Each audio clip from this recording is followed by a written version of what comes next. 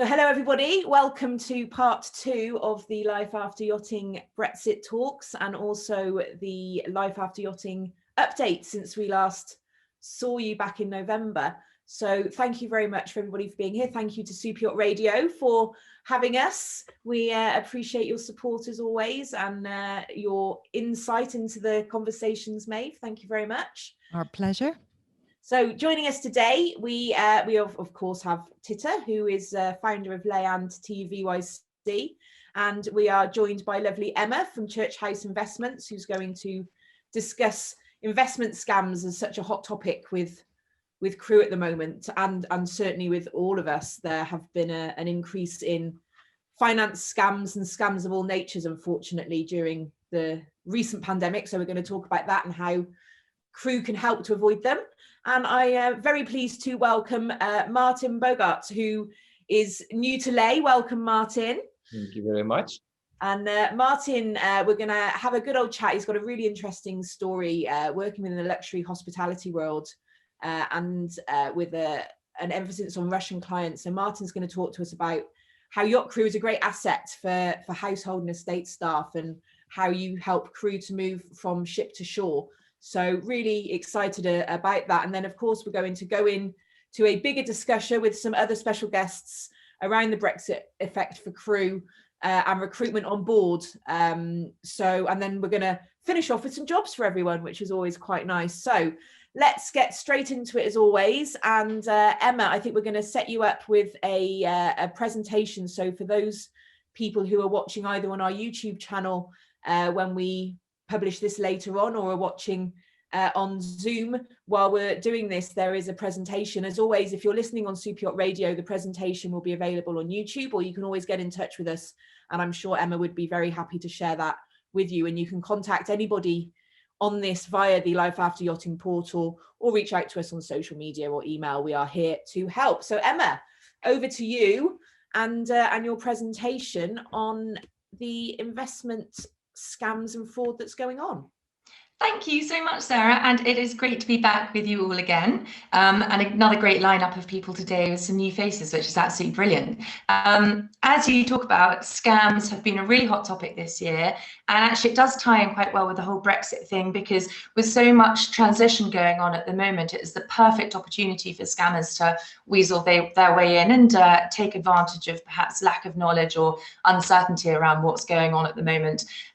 Couple that with the tax year end in the UK, and it is the perfect time for people to be taking advantage. So the purpose of this talk is just to actually recap something that I've discussed before, but it's just to equip yourself with 10 questions that you need to make sure that you really understand and ask any potential advisor or investment manager, just to make sure that you're as confident as you can be, that you're trusting the right person with your money. So we're going to go through those questions, and then we're also at the end just going to pay a bit of attention to 3 points of high risk investments, high risk, high return and the payoff there, and mis-selling, which doesn't always mean that your investments have gone badly. You can be mis-sold something that has gone well as well. So here is my presentation on 10 questions to ask your investment manager or financial advisor.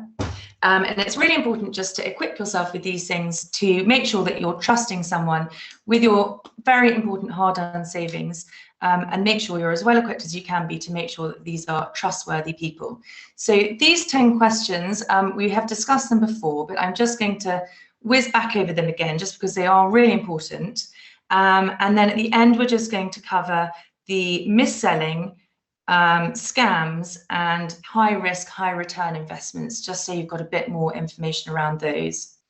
So turning to the first question, this is regulation. So you need to make sure that both the company that you're dealing with and the investment itself is regulated. And there are 2 really important reasons that matters. The first is that you need to have access to the Financial Ombudsman Service should something go wrong. And this is a free service, and they advise on all sorts of problems to do with banking, investments, insurance, PPI, pensions, all sorts of things like that. And if they decide that the firm you've been dealing with has acted badly or not given you full information upon which to base your decision, they can award compensation up to £350,000. So it's really important that you've got access to them should something go wrong. And the second really important thing that you need to have access to is the Financial Services Compensation Scheme. Now, they provide government-backed security on both cash and investments up to £85,000, and that is per person, per bank or building society, or per investment. So you could have £85,000 in a cash account in the bank, and you could have £85,000 in an investment, and each of those, if they were with regulated companies, would be protected up to £85,000. If you are investing or banking in a non-regulated institution, you should just really make sure what the cover is there so that there is some sort of backup should something go wrong. The second question is regarding the qualifications of the person that you're dealing with. Quite often you'll find that you're dealing with more of a salesperson initially who wants to bring your business into the company. So it's important that you find out if that person is qualified, or if they're not, who the person is in the background that will actually be running your money. And there is a qualifications and credit framework, which you can look up online. And by the way, all the links to all these things are in my presentation. So you can refer to the Lay portal afterwards just to get all of those if you want to investigate further. Question 3 is the scope of the advice that people will offer. And this varies hugely from meeting sort of, I don't know, simple cash banking to offering, you know, very thorough tax advice, pension planning, cash flow modeling. So just make sure that the person that you're talking to can offer the right advice for you. Question 4 is, how will the relationship work? So put another way, how much access will you have to your advisor, and how will you be kept up to date on your investments? And this is important because transparency really is a key indicator of trust between you and the person that you're dealing with. So if you find that you're not getting access to your investments, or it's difficult to get hold of the person that you're supposed to be dealing with, that is a bit of a red flag. Online access is pretty standard these days, or at least being able to email your advisor and you know, get an email valuation straight away. If you can't do that, that is a little bit of a red flag. So the best thing to do is, when you're selecting an advisor, agree how that will work going forward, and then at least you know what you're letting yourself in for. The next question is whether the person that you're dealing with has any clients in a similar income bracket and position to you. And the reason that that is useful is because if you're dealing with someone that looks after other captains or other crew, they're likely to understand your situation, the nature of your work, and might have a bit specific expertise on the types of investments that are suitable for you. And if you're a novice investor, you might want to go with someone that is used to educating novice investors and, you know, providing you with a bit of confidence. So that's important too. The next question, 6, is about track record, and I suppose that's really similar to performance. So whilst past performance doesn't necessarily indicate what will happen in the future, because none of us have a crystal ball, it is a good indicator to see how a manager has performed through complete market cycles in the past. So the longer the track record that you can look at, the better.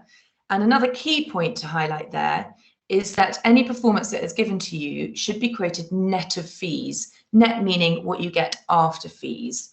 So what investors have actually received. Because if you're finding then you're given a figure of, I don't know, 10% a year, but then there are whacking great fees of 3% on that, it suddenly makes quite a difference if you're only getting 7% to 10. So do ask that question, because people report their performance in different ways, and that is an important one. And you need to make sure also then that you're comparing like with like if you're looking at different investment managers, for example. Question 7, and this is more of, I suppose, another relationship question, is what is the investment philosophy of the person that you're dealing with? It's quite key to you and your advisor working well together. Of course, your advisor has to tailor your investments to your level of risk tolerance, and we will come on to that. But an advisor who shares your views on ethics and risk and goal setting might be easier to work with.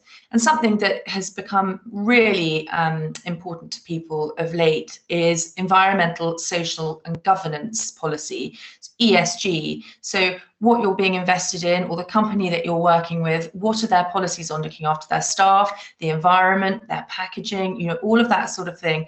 That is something that people are becoming increasingly aware of. So it's good, if that is important to you, that you just check that your ethics and policies are aligned with the company that you're dealing with. And I know particularly in the yachting industry that working at sea, you're in the forefront of seeing what's happening in this world. So I believe it is quite an important thing to many of the people who'll be listening to this. Question 8, touched on it just now, but how does your advisor manage risk? Every investment has risk attached to it, and that includes cash. The risk to cash is, of course, inflation, but that's another story for another day. We've talked about that before, but the risk, every investment that you make has risk attached to it.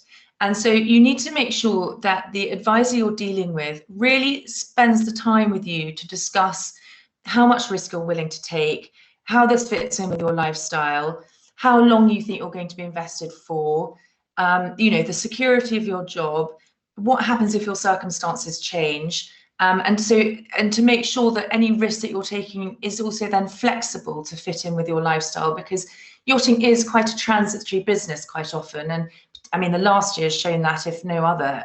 You know, things really do change. So it's important that you're not tying yourself up in knots with investments that don't have flexibility down the line. Question 9, really important, we've touched on it, is costs. So what are your costs all in? And as I say, make sure if you're talking about performance with any sort of advisor, that they are giving you that figure net of fees and charges. Going into cost a little bit more, you might find that some advisors have different layers of costs. So it's important that you make sure that they break down costs for you, and so you have an all-in total charge that you can review. You'll find often that an advisor who isn't an investment manager but will be outsourcing the investment management, so there'll be a fund charge, then there might be a tax wrapper charge, and then there'll be his fee or her fee on top. So it's really important that you add up all of these charges to get a total sum, so you really understand what you'll be paying in full. And then I know some advisors do make extra charges for calls or meetings, or performance charges, or transaction charges, or minimum fees, entry and exit charges, these sort of things. So it's really, really key that you spend a bit of time working out exactly what you'll be paying. And some providers will be more transparent than others. So that is another key thing, actually, if you're comparing advisors. Just see how transparent they are on costs, because that can be quite a good indicator for how transparent they'll be on other things. And the last question of the 10 goes back to security. Every investment manager or bank has a custodian, and you want them to have an independent custodian rather than acting for themselves. And this means that should the company have a problem, your money will be ring-fenced away from their own funds. And you also want all the different client money to be split up in their own individual bank accounts, so that your money isn't being sloshed around with other people's. And segregating this client money from other clients and from the institution itself is really, really important. You've no doubt heard of Bernie Madoff, the Ponzi scheme that Madoff did. And he acted as his own custodian, which meant that when he went bust, everybody lost their money. So it is really important, and it's happened in the past. So that is a question well worth asking. So now moving on to the latter end of the presentation, which we whistled through last time, I just wanted to touch a bit further on high return investments and what you might be getting yourself into there. Essentially, if you're investing in something that offers very high returns, you will be taking on high levels of risk, because there is a risk reward payoff in everything that we do with life. If it seems too good to be true, then it probably is. So if someone's assuring you that there is little risk attached, but the returns are 10, 12, 20, 30, 40%, then that should be ringing alarm bells with you. You should, if you're investing in high return, high risk investments, you have to recognize that you should be ready to lose all your money potentially. And actually the crypto assets, Bitcoin, etc., have been a good example of this. The regulators recently have been getting much more worried about the risk attached to these cryptocurrencies and the fact that there is no underlying asset there that you're investing in. It is just a notional asset, and which is why there are so many of them.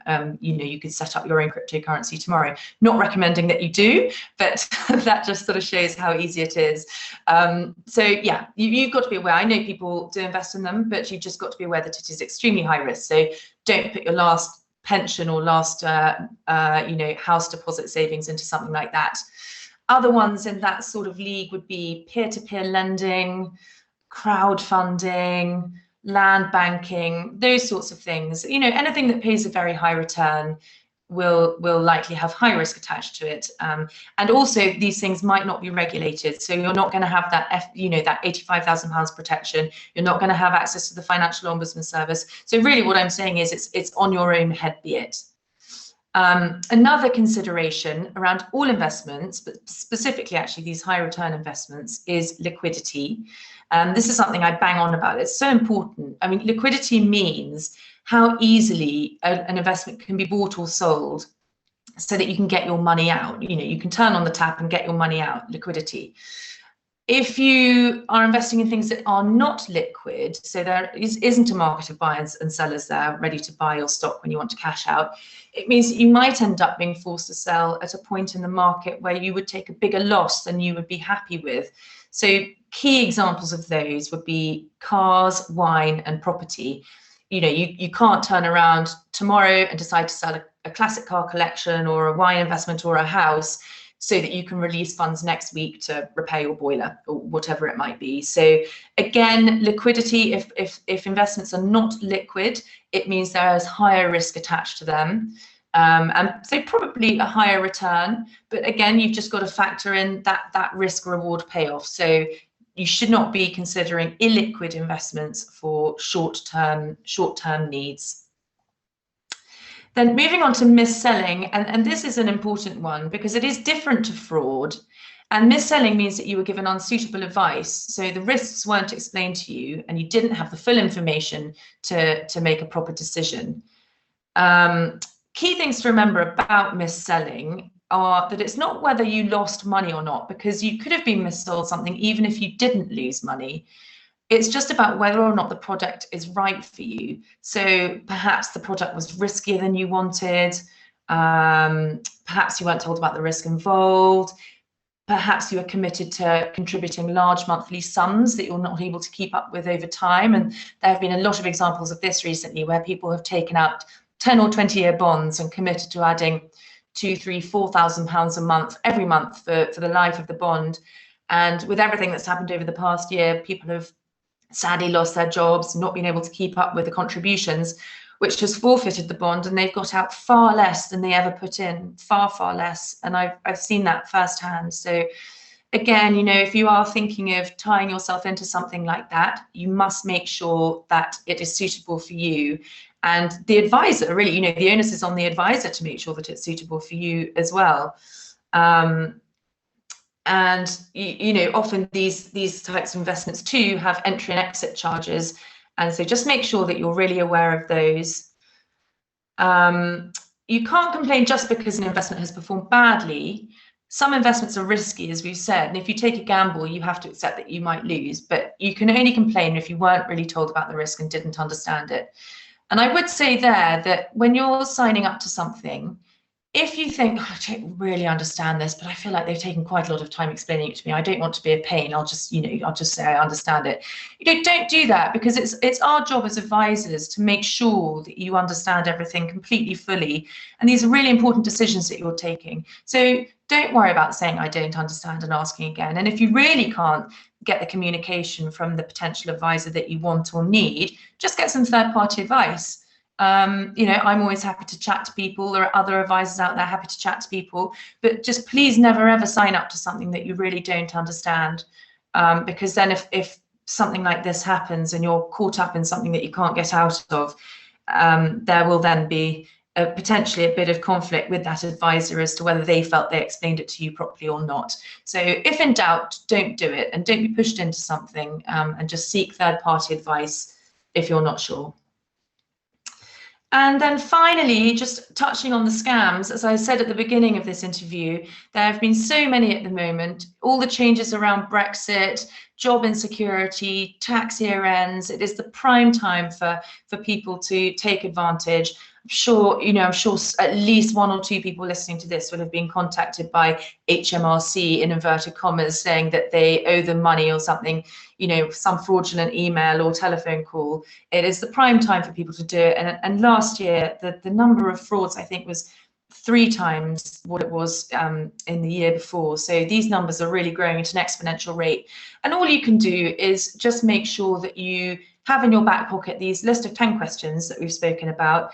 And also just check through this little scams checklist that I've got on this presentation here, just to give yourself the most information that you can to protect yourself. So make sure that it's one of the key scams that they do is they'll pretend to be a firm. So they'll ring up and say, oh, hello, I'm Barclays, or I'm Standard Bank, or whoever I am, and they're not. They're pretending, and it's a clone firm. So just always make sure you're reviewing the contact details that people are using to get hold of you.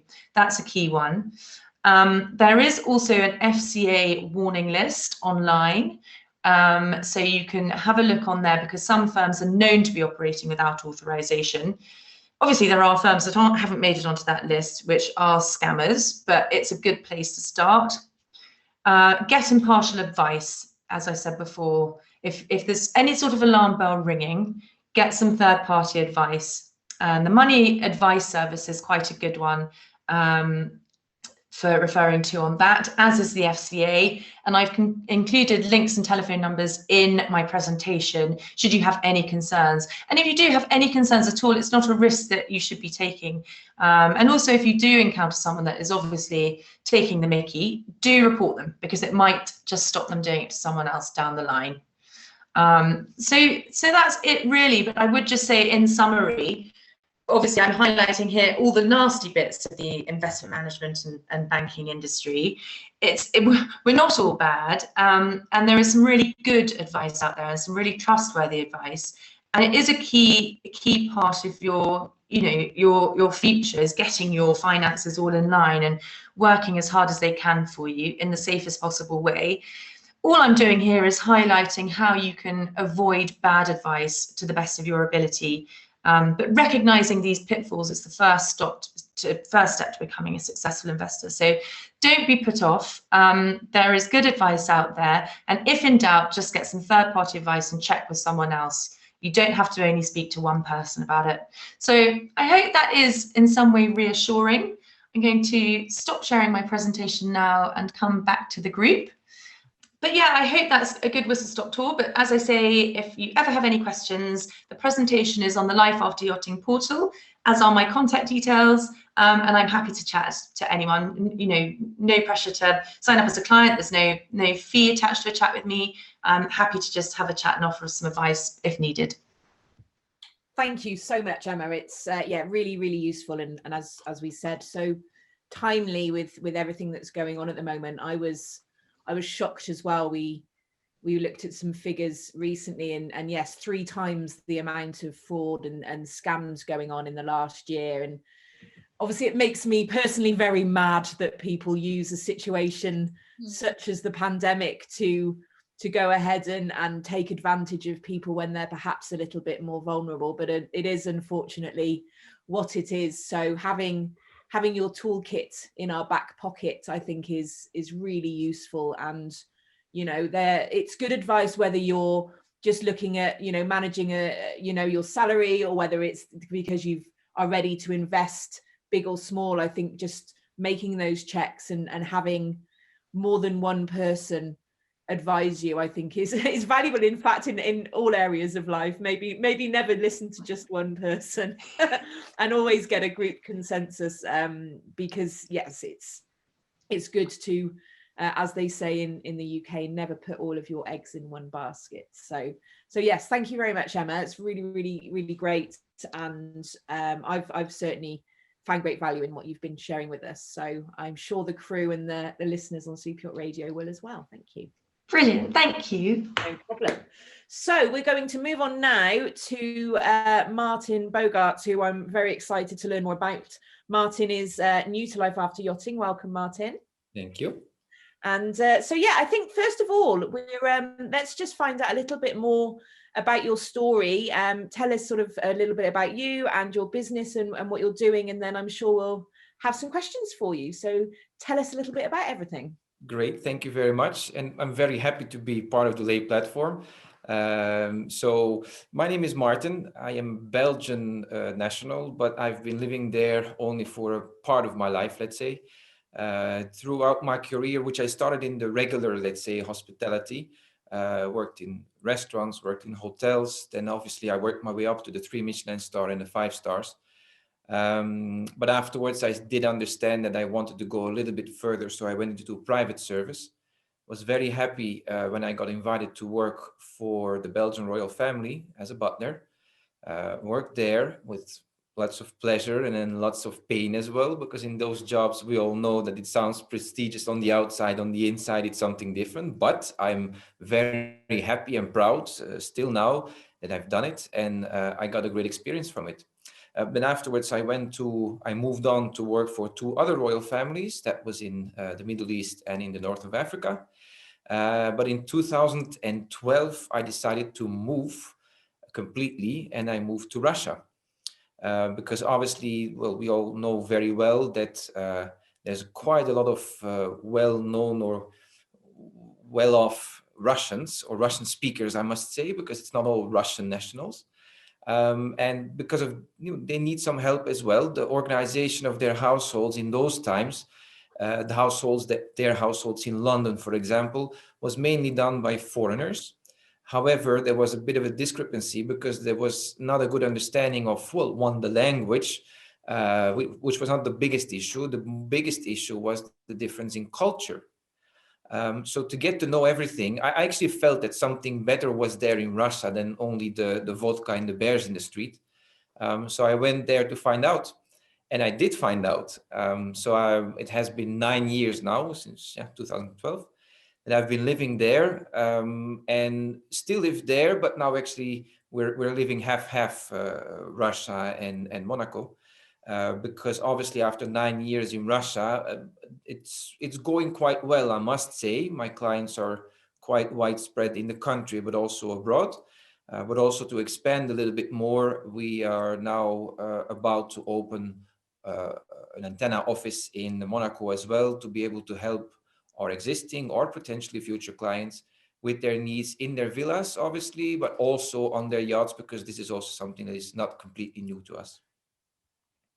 Amazing. So what a journey. Your young face belies the experience behind it. So and that's certainly some really prestigious experience to bring to the table. So maybe tell us a little bit about some of the key elements that you bring. So what would you say were your unique selling points or your specialisms within helping these households?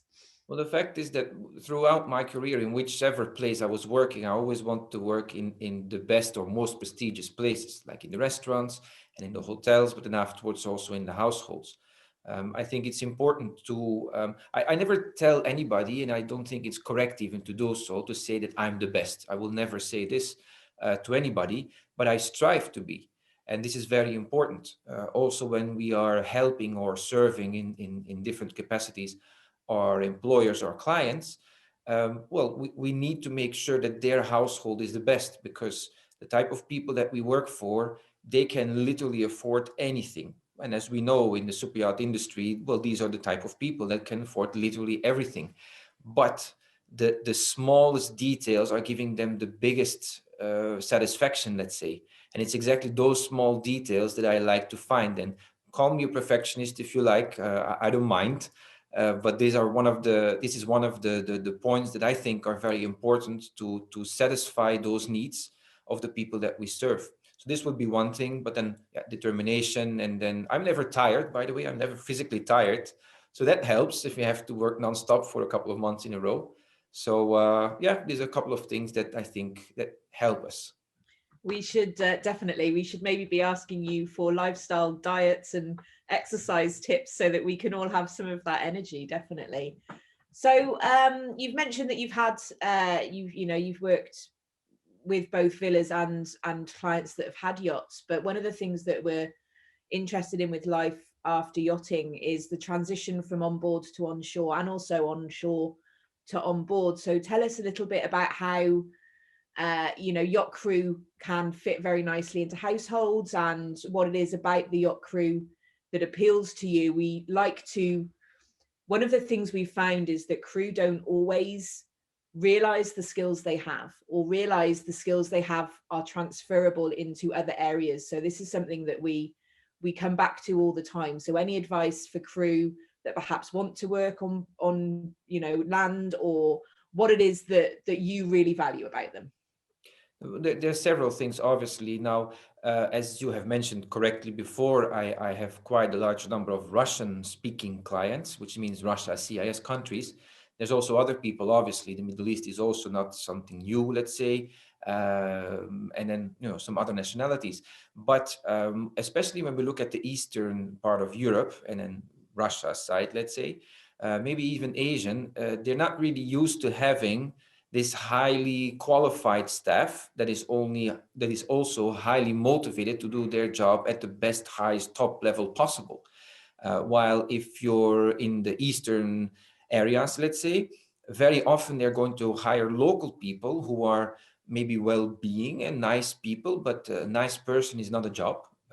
So it's very good to have these people aboard, even if it's in a residence, but they have to do their jobs. And if then they're getting lazy in a certain way, maybe not the physical part, but also emotionally, like, I don't care anymore, I'm just not going to do it anymore because I don't want to, or I don't. This is something that happens quite often and is allowed quite often. What if you then look at people at yachties, the real people who are the real crew who work on boats, big or small, it doesn't really matter. There's a little difference, obviously, between them. But in general, I sometimes speak to my clients a little bit like, well, people on the yacht, they're like in military service. They follow the rules or they get thrown overboard. And so this is something that they like very much because obviously they have a lot of money, they can spend a lot of money, but to do it correctly in terms of obviously their staff and their households, they don't always know. And this is what we advise them on. And at that moment, when they're saying like, look, we have this new residence in this country or in this place, or we have a new boat, who do we get there? Which person? Tell me, do you know a person? And I always say, like, a person, I don't know, but I know people. And then very often, I actually have a couple of clients who said themselves, I only want to have people with experience on yachts. And this is because, well, they sail on their boats, or they have friends who have boats, and they understand that, like, this is very high level staff. So this is why the transition, let's say, from a boat to a residence, maybe vice versa as well, but especially the boat to a residence, is quite prospective, let's say, because there are quite some people, that employers, that are willing to take in these people because they understand that they will adhere to a high standard. And if the employers do not know it, well, in general, we advise them. It's not every time that it works, but very often it is like that when we're doing the vetting, that the resumes that have a yacht experience of at least a year, let's say, has a plus for that person at that moment.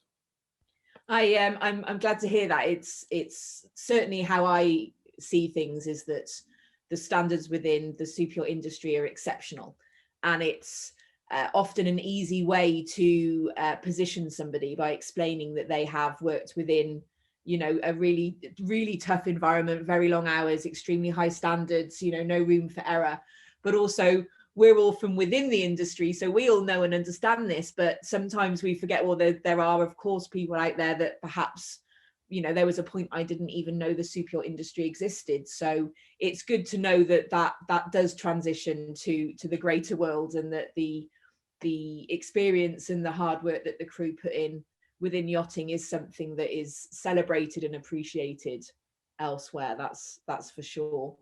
So thank you very much. I'm really happy that you're joining us with here, and it's really nice to have the extended global feedback from your clients around Russia and the rest of the world as well. It's good to know that crew are being sought after, which is good. I know that it's been with the year that we've had, and some people perhaps not finding it as easy to find the job they think they want. It's good to know that there are many options out there for them, that's for sure. So we're bringing this back round always towards Brexit. That was one of the topics for our discussions today, and how that may or may not be affecting recruitment or visas or anything like that. Has that had any effect? I mean, you're obviously not working necessarily within England, but have you noticed that there have been any changes or anything that people need to be aware of with Brexit going on with international employment?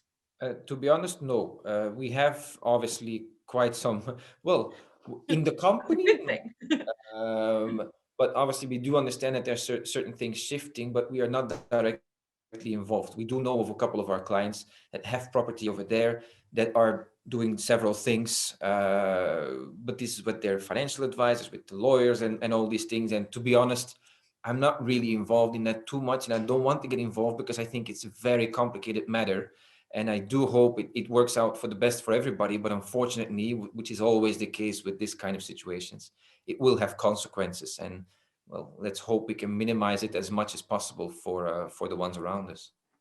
We certainly, in our first part of our discussions here, one of the takeaway learnings we had there is things are changing daily, both with Brexit and COVID. It's a double influx of change on our lifestyles. And so actually right now, something that could be completely accurate today may not be the case in a week or a month as well. So I think the important learning here is for everybody to stay as positive as they can and to remain flexible, because the likelihood, generally these things do work themselves out. Yes, there is going to be a period of transition while we work things out and learn how to live with the new normal, be it from COVID or Brexit. But yes, there is a big wide world out there full of opportunities, so we should never let something be a barrier. There's always a way around it, I find, in one way or another. So thank you very much for that. And I think we're going to move on now and also discuss some of the jobs that are available out there. So this is really interesting, again, for crew to know a bit more about the types of positions. So unless Maeve or Titta has something else to say to Maarten, shall we talk about some of the jobs that are available? I just want to thank Maarten and thank you for joining Life After Yachting. And I really like the point that you said that being nice is not the job. And I think that tells us quite a lot about the service industry, that in the yachts, people understand that being nice is not the job, but as you say, so households, it might be differently. Only smiling might be somebody's job, and that's it.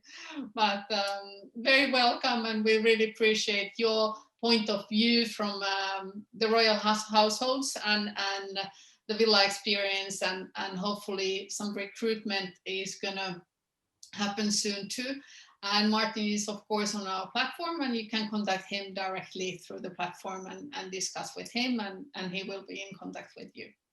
So that's gonna be my new slogan. Being nice is not the job. It was very, very glad to be here. Thank you very much. Just one of the things I thought of, Maarten, when you were talking about your own experience from, Belgium to the Middle East to North Africa and then Russia. I was sort of wondering whether the other advantage for experienced yacht crew is cultural understanding. We think English is the main platform, but as we all know, if it's not your first language, there's nuances even just in language that are different. And I'm wondering whether yacht crew also bring that benefit if they have experience of different owners on the super yachts they've worked in, that they have a cultural understanding, because of course everything's going to be 7-star, but what is expected in Russia may be different to what is expected in France. Do you find that? Yeah, there's a big difference actually between what people expect, receive in France and expect and receive, well, let's say in Europe, and expect and receive in Russia. Because of course the expectations are the highest and the most difficult and the most complicated and whatnot. But of course, if the staff is not really experienced, the household staff, I mean, then you're not really going to get that same level of service that you're going to get from an experienced crew that you saw in Europe. There is, of course, a big issue, and this we see a lot on boats, when there's a Russian owner, or on a charter when there's mainly Russian-speaking guests, that the service of these people is nice and the crew does a good job to the best of their abilities, but there are these small cultural things that they don't know about if you only see the person for a short period of time, or when you don't know them that well.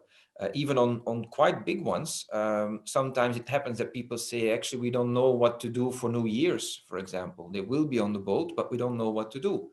And then, of course, it helps to know a little bit about the culture. So, yeah, sometimes when crew has worked extensively on Russian boats, for example, they would understand maybe a little bit more about that. However, sometimes these things are also staying hidden because Russians like to be European, especially the wealthy ones, like to show themselves as being a real French person, even though they don't speak the language.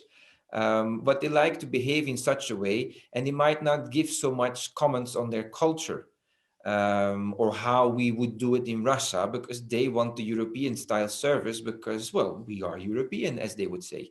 So yes, in a way, it could be positive if this person has an experience on, let's say, for example, a big Russian boat, to then manage a Russian household. Yes, it will be an advantage. If the person has not got this experience, it doesn't mean it's a disadvantage. However, the crew member or the manager, if it would be, needs to be very open to learn about this, because in the end, a Russian will still be a Russian, and there's this basic foundation things within that are never going to change, even though they have maybe a French or a British passport, doesn't matter. They still have the basics which are Russian, and these are quite important to understand. Thank you. It's a really interesting point, actually. I think that I've had conversations with younger crew who have perhaps not understood a comment made by a guest or an owner potentially, or been upset by the way something has been dealt with by many different nationalities, just because there are different ways that different cultures portray things or say things. Some cultures give lots of gratitude, other cultures give less gratitude, and they show their gratitude through a tip at the end. And I think it's really, really good point, Maeve, that actually one of the things that yacht crew have is they'll, some obviously will work on a private yacht there where they perhaps only have one owner that they've worked with, but often, especially with charter yachts, you're getting people from every possible country coming along, and so it's a huge asset of knowledge just on don't take this the wrong way, or that's completely normal, or gosh, never put the spoon there for these people, or that kind of thing is very hard to teach unless you just have the breadth of experience that the yacht crew have, and then the momentum to keep it up at all times, day or night as well. So yeah, very, very valuable bunch of people, that's for sure, into many aspects, definitely. Fab. Okay, so jobs, I guess. Let's share some opportunities. I've got a couple to share. Does anybody else want to start before I jump in again with anything? Can we just mention, we were earlier talking to Joey Mean, and she was mentioning that they would need some valet trainers in March, and that will be open on the guest program. So that is one, if there is somebody leaving the industry. And I think Maarten would have a valid point in that valet, but maybe it's not what you want to do. but definitely so to get in touch with Joey if there is somebody who's interested in that. So that was one I had, well, which came into my mind now. Perfect. And the valet as the person who takes care of the wardrobe in that sense? Yeah. Or? Yes. Yeah, so it's a course to train people to train valets, Yes. basically. So it's another skill that crew that are looking to perhaps leave yachts could put themselves forward to and get a qualification and a better understanding of that skill, which is great. And the guest courses are fantastic, and they've worked really hard at making them available both completely online during current circumstances, but also available via training schools, which is fantastic. So yes, absolutely reach out to Joey Mean on the platform or directly or through social media for that, definitely. Maarten, have you got any positions at the moment that you wanted to talk about? Not yet. There's some of them, but we cannot talk about them yet. We still, so there's possibilities, let's say, that are coming up in Monaco, in Russia as well, although it's difficult for people to move to Russia, not because of the regulations and all these things, but not everybody is ready to move there. But we have some things coming up, but as soon as they are officialized and I can disclose them, of course, Lay will be the first platform to have them on. So. Perfect. Thank you very much.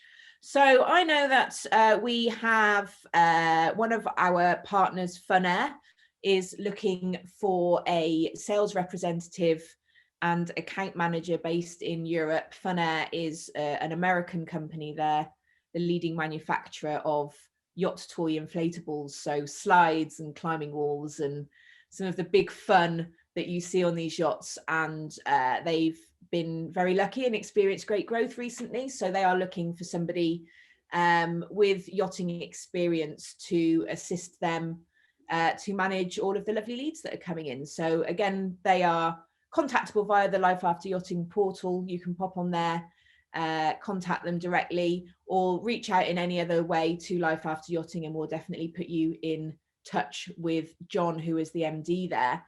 And also, again, we just wanted to briefly talk about the position coming up within Life After Yachting as well. So for those of you that don't know, I run a marketing agency working within the super yacht industry, and I've been working with Life After Yachting since the start. And I've also been very lucky to experience growth.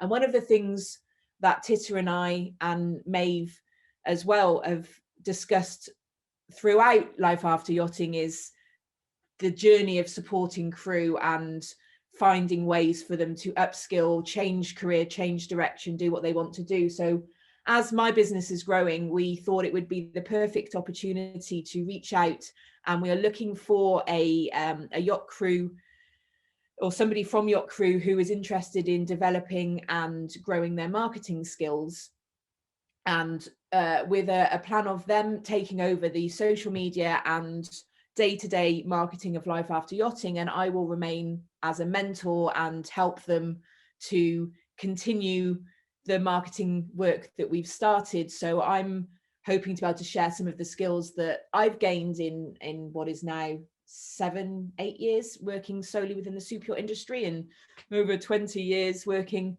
within marketing, and be able to hopefully support somebody, whether that's working part-time because they're still on board, or whether it's somebody that has already transitioned to shore and is working within a marketing environment. So yeah, that's a really exciting opportunity. I think we're all looking forward to finding the right person or people to join that, and potentially it become a much broader adventure where we can potentially help multiple crew who want to go down the route of digital marketing to work together, become a community and a network where we can support and skill share with each other. So anybody that's got an interest in that area, reach out. You can email Titta directly at info@lifeafteryachting.com. You can reach out to myself or Titta on the Life After Yachting portal or via social media. So yeah, do let us know about that. That's something that I'm really looking forward to working on. And then I think the only other thing we've got coming up after this is a little guest I would say person, but it's not even a person, a guest coming on to join us near the end. I'm trying to add the guest, but No. I don't know if I'm...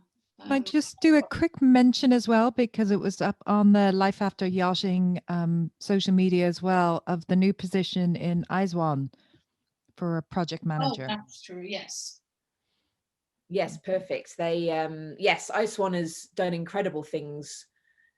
Oh, look, who have we got here? Yes, Aizwan are looking for a project manager to help support them to support seafarers. It's such a valuable charity that's done tremendous things over the last year. So those details are on our social media. You can go to Facebook and click straight through to the job.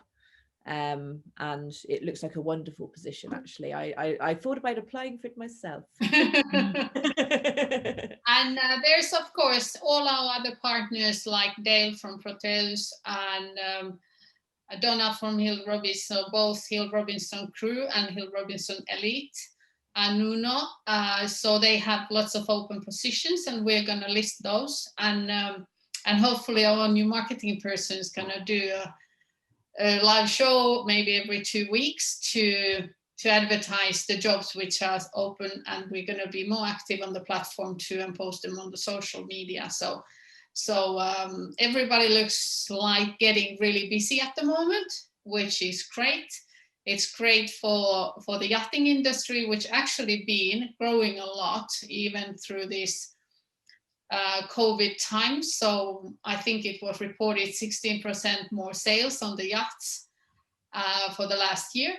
And which means, of course, more jobs. There's lots of new builds to be launched this year. And that then, of course, means also more transitions. People are going out and there's more people coming into the industry. So there's going to be some great action going on. Completely agree. Oh, and we've got a face, I believe, little Bijou, for those people on SuperYacht Radio that can't see our screens right now, Bijou is the Life After Yachting therapy dog who is available for crew that need a moment and a beach walk and some company that are based in the south of France. She's available for cuddles, walks and beach times at all opportunities, and also available for anybody else as well. She's a great little pup full of love and licks. So she just popped up there to say hello. And yeah, if anybody needs a break, knows of somebody that could find benefit, value and comfort for some dog time, then again, get in touch with Titta at Life After Yachting, because she is willing to share the lovely Bijou around. Yeah, so she can be our therapy dog, and she definitely does a lot of therapy around. So always willing to go for a beach walk, that's or the forest walk. So please just get in touch. And I also want to note that as we are a non-profit organization, as doing this from the good heart, so we also, if there's ever going to be any funds, we're going to then donate it to the animal charities and spread the good things around from there. Amazing. Well, I think, as always, I come away from these conversations with renewed hope, and I've always learned something interesting about the industry. I've always learned something interesting about myself and how I should be doing things. And I'm very grateful for all of the time that everybody puts into this. And like you said, it's great to be able to give back to a community that has supported all of us for so long. So thank you from me, definitely, and thank you to everyone that's joined in with us today on part 2 of our talk. So again, if you need to contact anyone, everybody can be found on our Life After Yachting portal. And thank you once again, SuperYacht Radio, for being our most generous hosts. We appreciate it very much. Well, it is equally, ditto to you, Sarah. I have learned a tremendous amount through these webinars and discussions. And I think as well, it reiterates the feeling of a community as well. It's what I love about the yachting industry, is that it is very tightly connected. And, you know, every time we have one of these webinars and you get to know people a little bit more or get to know somebody new, I love seeing now the bridge between the yachting industry and, you know, the onshore industry. And I think that's what Life After Yachting has provided, you know, just a bit more of a solid bridge with some mentors along the way as you go across. Yes, that's the perfect analogy. I think definitely it's all about, and we were discussing this in part one actually, the, you know, Zoom and video calls, having the extra element of seeing people's faces as well. Although, you know, many people are feeling slightly removed perhaps from usual life at the moment, you know, great and lifelong friendships are being made, and support for each other are being made through webinars and Zoom calls like this. And, you know, won't it be joyous when we all get to meet up in Monaco or wherever that may be at some point. But it definitely, I never feel disconnected. I think webinars and things like this keep us all together, and I think it's really important. Yes, thank you again for all of you, both our guests and our own team, which has done a fantastic effort again. And looking forward to meet you in person. I think I said last time, I think we were planning with Sarrah that to happen in Barcelona in April. Now that's cancelled. So let's put our hopes up to Monaco in September. Yes, absolutely. So that has to be the one.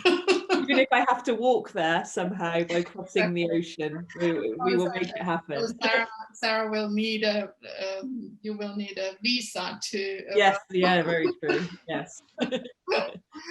Anyway, so thank you very much for all of you, and let's continue making Lake great and doing our stuff.